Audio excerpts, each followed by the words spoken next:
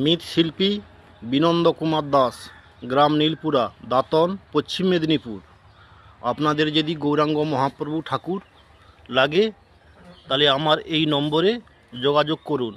এই যে দেখুন, এই যে এইটা হচ্ছে সামনের দিক। এই যে দেখুন, হাতও হয়ে গেছে, এই হাতটা দেখুন। তারপরে দেখুন মুখও হয়ে গেছে।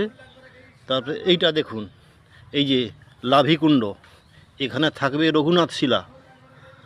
তারপরে এই পিছন সাইডটা একটু দেখুন, এই সাইডটা দেখুন, দেখুন এটা দেখুন, তার চুলও হয়ে গেছে। তারপরে এই সাইডটা একটু দেখুন, এই সাইডটা, এটা হচ্ছে পিছন সাইড।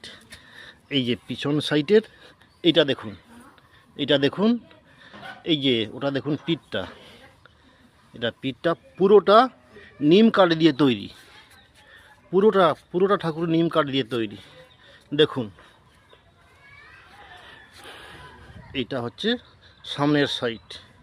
আর যদি ভালো লাগে একটা লাইক করবেন। শিল্পী বিনন্দ কুমার দাস।